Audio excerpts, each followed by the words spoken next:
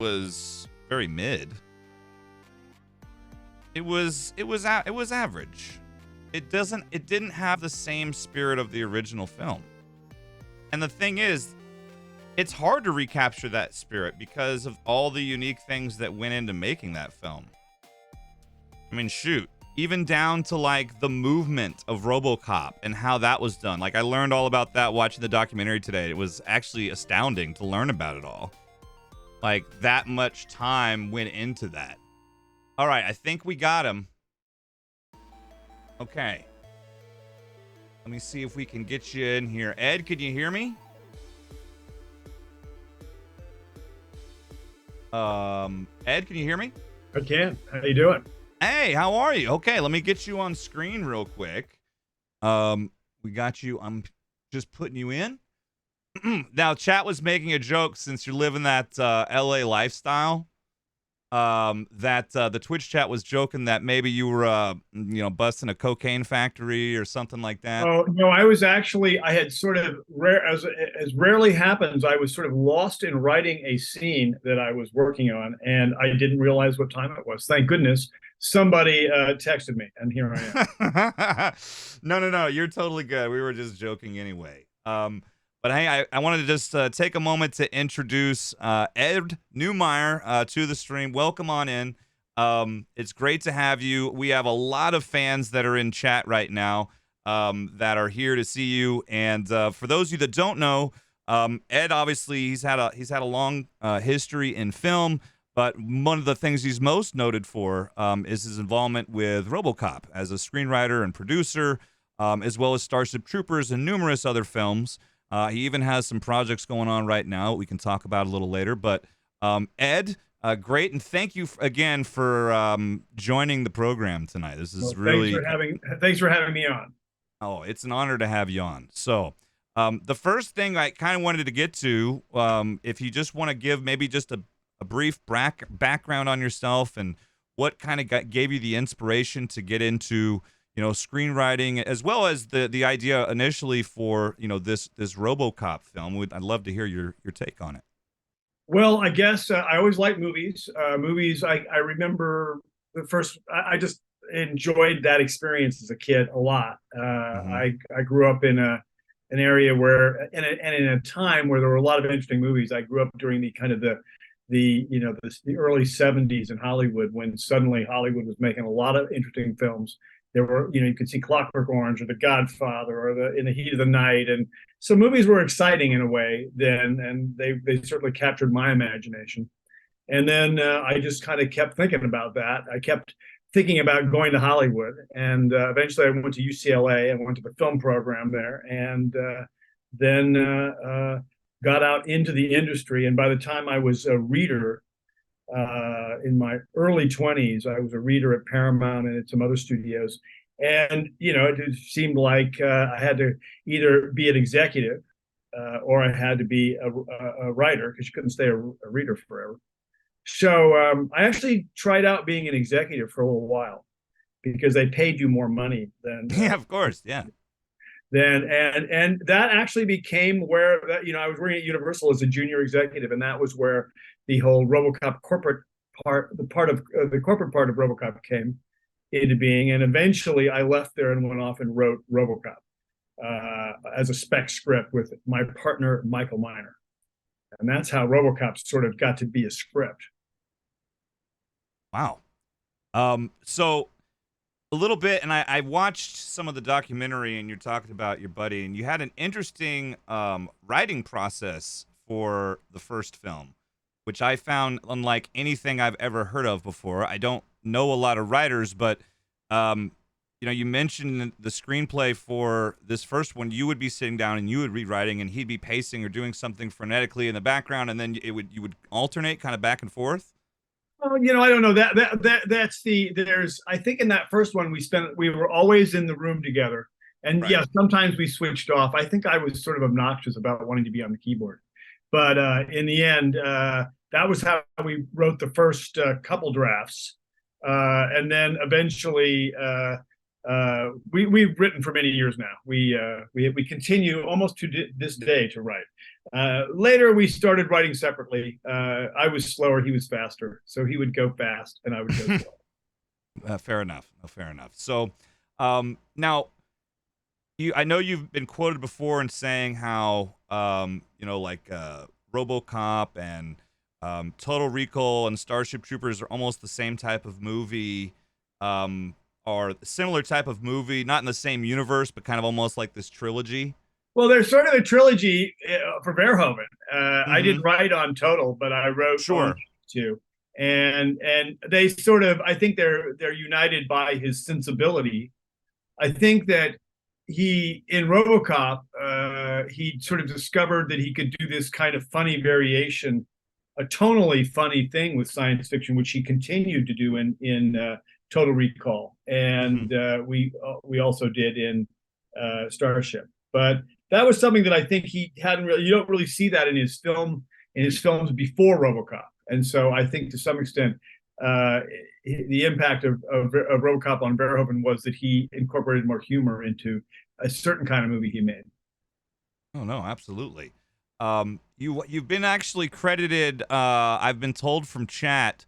You've also been credited for Ground Zero Texas on Sega CD. Well, that's true. It's interesting anybody even knows about that. That's because my friend Tom Zito owned a company that made those. And one day we were sitting around and talking about ideas for content for his game system. And that came up almost like a jinx. We both said Ground Zero Texas at the same time.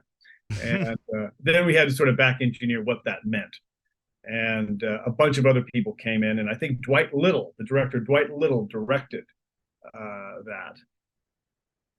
Well, so has that been your only real involvement on the video game side of things? Have you done anything with any of the RoboCop games from the past, or any involvement in more recent No, RoboCop I games? actually I had a very good friend named Flint Dilley who designed a lot of big games.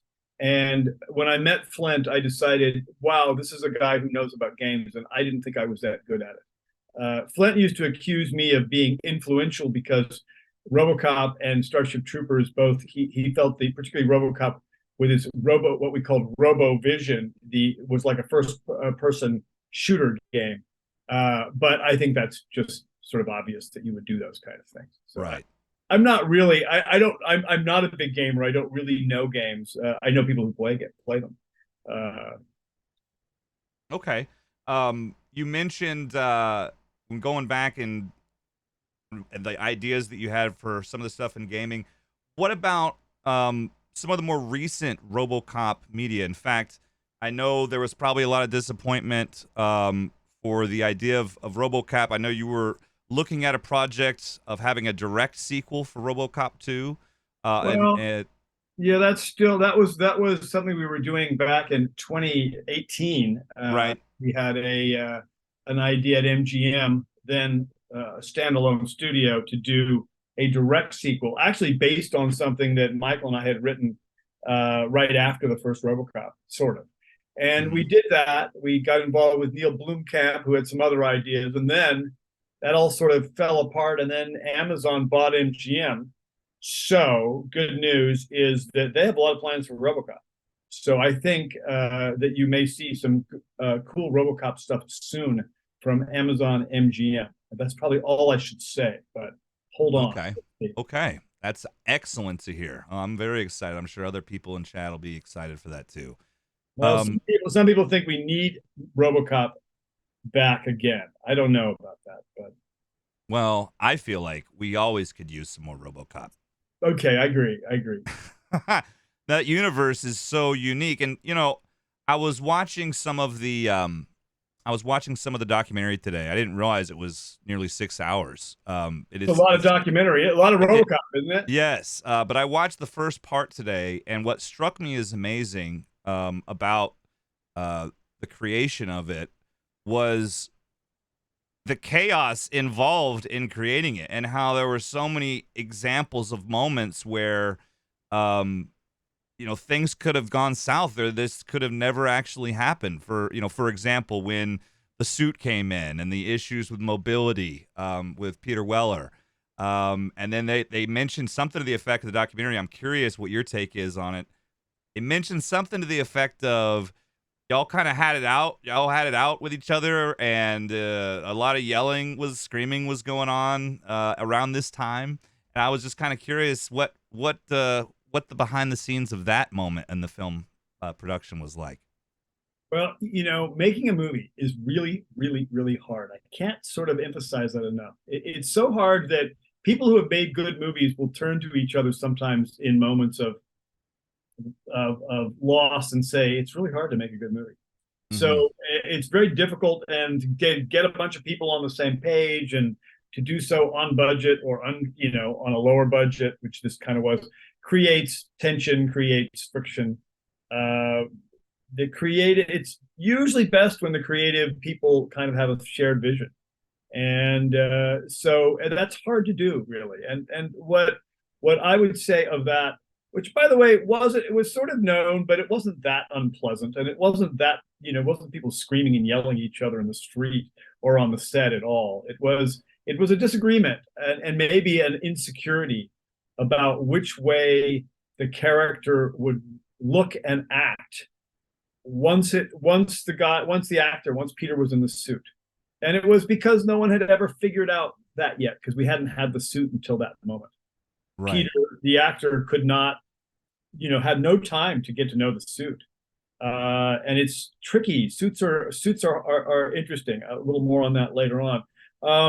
We were in the middle of production. We were on a pretty fast pace. So it was a crisis, but out of that crisis, that misunderstanding, if you will, came a really interesting thing. It wasn't easy, but at the end of it, RoboCop, as you know him now, was born.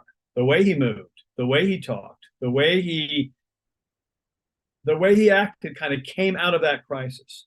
And it was the crisis was interesting because it was something that Peter had to figure out and own and make work, and he really did. So I would look at that as like a really necessary thing that happened.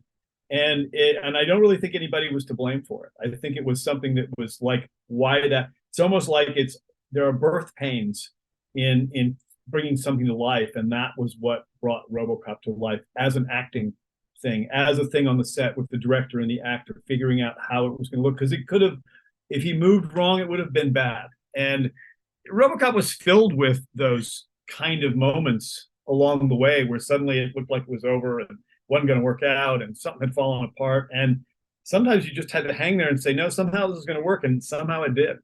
And that was another one of those moments. Because it was on set or during production, people make something of it. And I think they want to think people are screaming and yelling, but it was really a kind of a normal creative convulsion. The thing about a suit, last point on that, is when actors get into suits, they kind of want to, I think, I'm not one, but I think you kind of want to resist it, or you feel the resistance of the suit because it doesn't do what you do. It doesn't feel right. You have to own it, and it's tough. And what I think Michael Keaton said about Batman when he did Batman is true, is the suit is everything to the performance. You have to use the suit in the performance. And I think that's what Peter got to with it. And the suit kind of defined, you do the best you can with the performance. And anyway, that's the long version of everybody was yelling and shouting at each other. No, that's a fascinating insight on the creation of a movie. And no, I wasn't trying to suggest in any way that you're not doing that. That's what people the media want. Right? The media want to make it out like, but no, it's truly fascinating. And you've spent some time in your career because, being, starting in the early life as an executive in film, you were able to be influenced by a lot of other things, I imagine, and being on sets of some other films. Could you talk a little bit on that? I mean, I think I've overly talked about how, because I had a very interesting evening, like a romantic film evening one night when I was much younger, when I was in my early 20s, and I found myself on the set of Blade Runner, and I just wanted to be on a set so much. Oh man, that's around so that, cool. and that was an amazing set at a time where nobody had security lanyards, nobody knew who was working and who wasn't, and it was just everybody was working, and so you could kind of walk around and just do stuff, and that's probably the nicest thing that well, the thing I miss most about the movie business is you used to just be able to walk on the lot and, go walk on sets and see stuff and whatever. I mean, you had to be careful, but you could do it. And you can't really do that anymore. Everybody's very security conscious and should be. But Yes. so I was able to do those kind of things, and I was on other sets here and there. But I have to say, I didn't really learn that much until I was on a set where I was involved as a co-producer, where I really intimately knew the material because I'd written it. That was the beginning of a real learning about how things worked. And then what I didn't realize was how lucky I was to be around a truly gifted director, Paul Verhoeven, from the beginning. I was completely spoiled because he is really, really talented, and he can do a lot of things other people can't do. So he made it look easier than it really is. And I've subsequently been on other sets with other directors, and I really appreciate what Paul did in both on RoboCop and Starship. No, legendary. And speaking of Starship, can you talk a little bit about, because that's obviously it's a different type of, I mean, it's similar in a lot of respects, but a very different film than RoboCop. Can you talk a little bit more about your inspiration for the writing for that and what that was like for you? Sure. I mean, on the one hand, I had always, I feel like I'm just going through like martial, parts of what warfare, what do they call it? They call it a warrior culture. So we did cops, and then I'd always been interested in the military, and I had read Starship Troopers when I was 13. So I was always in my mind. But the idea of doing something that was something political about fascism and about sort of governmental engineering of society was interesting to me in the 90s, and it sort of coalesced with the same people. I went to see the producer of RoboCop, John Davison, and I said, well, I'd like to do this thing with Starship Troopers. And I told him that it would be kind of, on the one hand, it would be an adventure in space. On the other hand, it would be a satire about fascism. And he knew me well enough to know what that could mean. And I knew that we both had wanted to work more with Phil Tippett. And I said, Phil would do a great job doing the bugs. And Phil Tippett, your audience may know his work from Star Wars and Jurassic Park. And in any event, I think that John particularly thought that was a good idea. And we both knew that it would be for Paul if we could get him, because he was now a big popular director now. But we thought he might fall for a Nazi metaphor if we threw it at him. And it took a long time. It took longer. Well, it took about the same time as RoboCop had taken me, but the whole process from the time we started till the time we made the movie was about 7 years. And somehow we kept it going all that time. Wow. Is there anything though? This is something I'm kind of curious about, and I don't know if it was different back when films were being made in the 80s and 90s as opposed to today. But I always hear these things about rewrites, and for writers, or something's not working with a script or something. What was your involvement like? Did there have to be any real changes made following a lot of your revisions to a script or a screenplay? Well, I've been lucky, particularly with RoboCop and Starship and with Verhoeven and Davison, that I kind of just, once we started going, it wasn't like they wouldn't, if I screwed up, they wouldn't get rid of me or replace me, but there was never really a threat of that.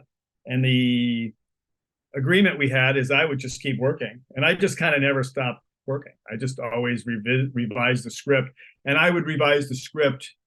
I worked with Paul a lot, and we would talk things through, and we would make revisions. And then I just always looked for more things I could do. And once we got into pre-production, you start to do that with a budget in mind. So that's another set of changes you might make for good reasons, or you try to make good changes when you have to for budget. And then once we got the cast together, and you see who people are and what they can do, then sometimes you get good ideas for them, and you always try to give the actors as many good lines as you can.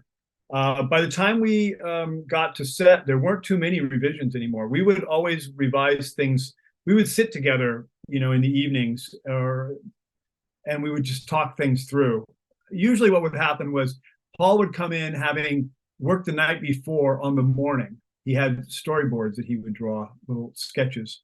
And we would then talk at lunch about the afternoon. And in the evening, we would talk about the next morning. And then he would, and sometimes we would say, oh, we need a better line here. And I would write it down on a piece of paper and give it to the actor the next morning. And he would come in with his sketches and he would shoot. And that was kind of the way the process went. But with Paul really likes to plan things. And so he was pretty, like, once he got something that he liked in the script, that's what it became. And his rule was that if you had to have a good script and you should be prepared every day. And sometimes he would get a good idea, but mostly he said he just was well prepared. Okay. Wow. So for the filmmaking process, would you spend pretty much every day on set for most of the film? Well, on those two films in particular, yeah. Well, also I directed a Starship Troopers sequel, and so I was there every day for that. But yeah, no, I had sort of, my interest was to be. I always thought that it was an unfortunate thing that writers had to leave once the shooting started. I was much more interested in being part of that and being part of that process and talking to the other creative people and talking to the director and the producer. And, somehow I was lucky enough to find some people who would allow me to do that. And I didn't get myself fired or I wasn't too annoying or something. So I stuck it out. And then I was there. I particularly liked being around the actors. As I said earlier, it's really nice to see who they are, because then you start writing for them. You can start making lines that really work for them. And I think sometimes the actors, there's a really natural relationship between writers and actors, and if you get along, and they always know what's good, and they always do their best with good lines, I think. Now, speaking of actors, I'm curious what it was like to work with Peter Weller, the legendary Peter Weller, who, by all accounts is a very intellectual man. And clearly someone who puts a lot of thought into his endeavors. So I'm curious what your take on what's working with him so closely for RoboCop had to have been interesting. Well, I didn't really know that much about acting. I was lucky on RoboCop because the producer allowed me to sit through all the casting sessions. And there's no better way to hear what works and doesn't work when you have actors reading your script. So that was another great thing that I got to do on RoboCop. But I didn't know that much about acting. I knew that people would say, well, the thing about RoboCop is great. You just put anybody in that suit, it doesn't matter. And I knew, what I did know, even though I knew nothing about actors, was that was wrong, that you needed a really good actor in that suit, and that would make the difference. And Peter is a really good actor. He's very serious. He entered this as like, this is a serious challenge. I know I have to make this work. And if I don't make this work, I'm going to look like a fool. And I think that's the main thing I really respect about actors in general, and in particular Peter, because he went out there and he put on this ridiculous suit and he made it work. And he made it work really well. And you can't separate him from that part anymore. No. And so in any event, he's a great actor. He's done other really great things, but he did such a good job on that. And he did that because he's a really good actor. And there was nothing easy about it. And he had to go through an arduous journey to make that work. And he made it work. And if it hadn't worked, the movie wouldn't have worked. So that's how I feel about Peter. And Peter and I have an interesting relationship. We like each other. We are around each other.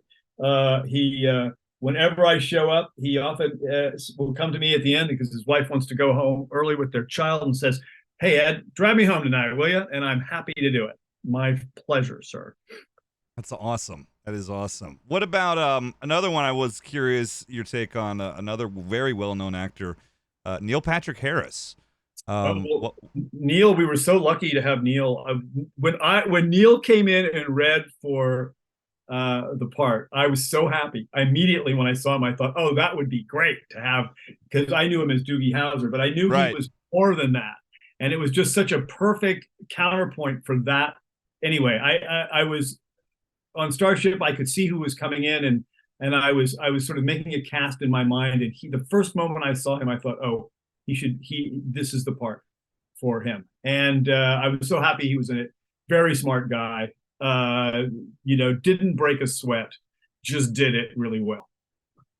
That's amazing. No, I've always been impressed with his acting ability, and I was curious what it would have been like to be on that kind of set. Because I mean, he was really that was kind of the beginning of where he really started taking off in I don't his know. career. He Well, I was. know he'd been on Doogie Howser, but I'm saying in Yeah, no, film, this was part of his transition into adult roles. And all I can say about Neil, and I don't know, I mean, I haven't been around him since then, but very nice guy, but a ferocious talent. I mean, don't I would not get between Neil Patrick Harris in a spotlight because he's going to be there and he's going to fill it, and and he does it easily, and that's why he shines in everything he does, but particularly worked so well. He popped so well in Starship.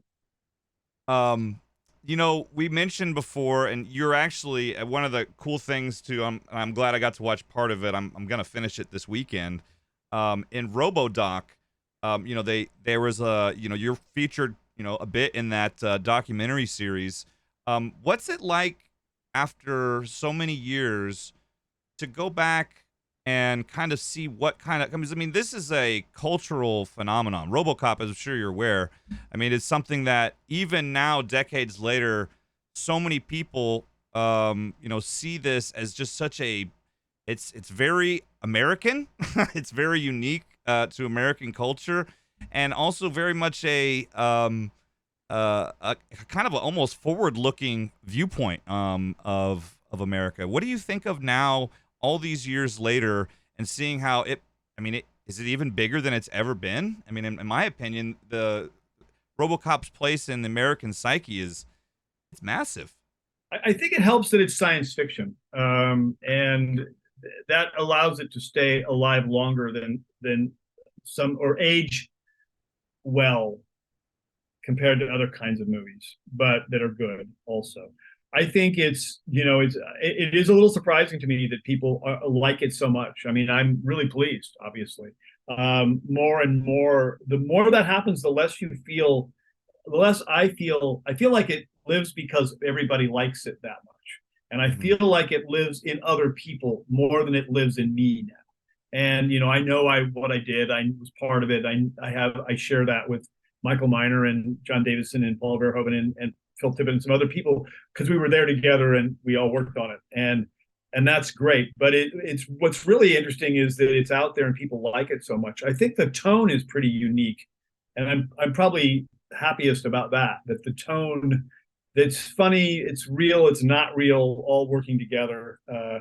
Comes off so well. And I think that's, again, you have to go to Verhoeven for being able to do that. I didn't realize what I was asking when I wrote RoboCop, and I don't think everybody can do that, but he could. And so, anyway, it's lovely that it's worked out well. And my favorite thing about it is when now very young people come to me and said, girls will say to me, "My dad showed this to me. It was his favorite movie, and he said, 'Don't tell mom,'" which I so I think that has a value. It's kind of means it's a little bit of a coming of age, cultural coming of age idea, which is really a compliment to the people who worked on it because it means that in some ways when your father is showing you this movie, he's imparting something to you, and that's actually lovely that it serves that function. I think at all. It's just a movie after all. I remember being a kid, seeing that film. Because as of course as is in American culture, guns, violence, okay, nudity, not so okay. And my parents, they had no problem taking me to go see that film, and it was a bragging point for me at school, like at schoolyard. Like, yeah, I've seen RoboCop. Yeah, it's my other fourth grade friends. Yeah, I was the kid at school who never got to see those movies. That should tell you everything about Hmm. my motivations as a screenwriter. All the kids came to school in my day when I was 5 and 6. And how old were you when you saw it? I think I was about, I guess I was much younger. I was only in like first or second grade, You actually. were 6 or 7. Yeah, I was pretty Oh, young. that must have been a little shocking. I would have taken you. Hey. It was, well, my parents, we were very different. They had no problems like let me see stuff like Rambo or anything like that. Of But course, I'm kidding there, about that, by the way. but no, like you got to turn away, close your eyes when the sexy Sure, Top that's Gun right. comes And on. they were there Close with your you. eyes. That was okay. So, but no, that's amazing. Real quick, I wanted to open up for. I only have a couple questions left for you. I wanted to open up to chat. I've already got a couple of good questions Sure. from the chat that they have for you. But if you would like to ask Ed a question, go ahead and type !Q in the chat, and then you can follow it up with your question, and I will try and get through as many of those as I can. So, you mentioned that you have been involved and been talking to people recently. What was your reaction to the fan remake that came out, I guess, this last year, which was basically like kind of a crowdsourced film where like different people took different scenes from the movie and they spliced it all Yeah, together and called it it RoboCop? was called My RoboCop Remake. And I heard about it actually when they were shooting the famous scene that you mentioned you might ask me about. I got a call from them because the guy who was playing RoboCop had said, "Oh, we're shooting down here. You should come down. It's really funny." And I couldn't do it. And I'm anyway. So I was surprised when I saw scene number 27. I think they call it. But before that, I had just heard they were doing it. And I thought it was so cool that had inspired this much interest. It's hard to make a movie, as I said before. It's really hard to do what these guys did. And so I found out where the cast and crew screening was, and my wife and I just showed up, and it was completely wonderful. And what people had done was so creative and amusing, and there were several different scenes in that were great. The scene where everybody's dick is getting shot off, of course, was what everybody remembers from it. But I remember all the different filmmakers and how hard they worked. And again, there was this feeling of like, well, I was there, I enjoyed it, but it was also time to leave because now it was their movie. And so it was a really good experience for me. I'm sort of amazed that they were so motivated to do it. And I think it speaks to the power that the movie has on people. Oh, absolutely, it does. So we've got a few questions from chat because I only have a couple minutes left with you because I have the 40-minute Zoom call version. Okay. But if one of the first questions we have is from Mr. Belding, if you could remake Starship Troopers in a post 9/11 world, what, if anything, would you change? God, I don't know. It's sort of I feel like it so got 9/11 before 9/11 that I'm a little like astounded by that. But if you imagine the worst and make a joke out of it, sometimes you predict the future. I think probably if I could remake it, there's two things. I would reconsider if I could I would probably talk to Verhoeven about, are you sure we shouldn't do some power armor stuff? And he'd probably win again because he wasn't into power armor, but I sure took a lot of shit for it later on. I've often thought that I would reconfigure the third act just a little bit so that it sometimes I want to change the play. I want to change the battle and have the battle come after the stuff in the caves. But in any event, it doesn't matter. It all worked out pretty well. I'm very happy with the movie, quite honestly. No, clearly, and it has a lot of love. In fact, one of the reasons many in chat are even saying now, one of the reasons I even love sci-fi, Starship Troopers, big part of that. Love that film. Many of us do. So next question comes from FNA TV, says, I enjoy all your work. Love the 6 hours of RoboDoc, plus RoboCop 1, 2, 3, even though 3 has been called bad. Did see you did some work on Relic Hunter with Tia Carrera. How was working on that show? Well, I actually was just sort of a consultant on that. She was very nice, and I really enjoyed my rather brief period working with a showrunner on that.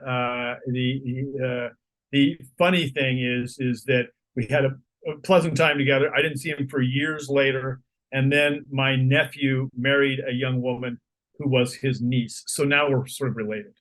That anyway, the show did very well, I thought, and I wish. I guess I wish it had gone on longer because I Mm-hmm. enjoyed getting my consultants checks from it. Excellent. So the last one I have, and this one's actually a bit of I'm going to try and read this slowly because there's a lot of words here. This is from Geeks versus Geeks.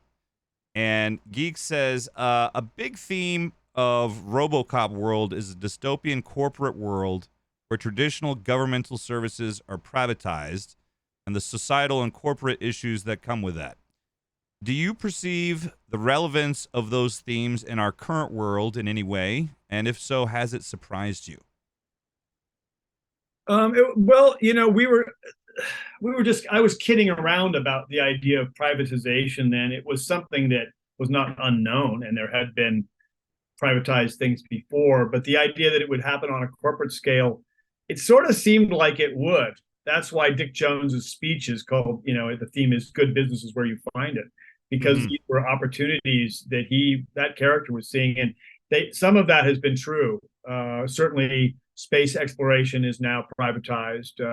We do have examples of privatized military around the world now, here and in Russia. There was a whole movement subsequent to RoboCop in I don't know where it started, if it started in Wall Street or if it started at the Pentagon, of privatizing military things, of using outsourcing.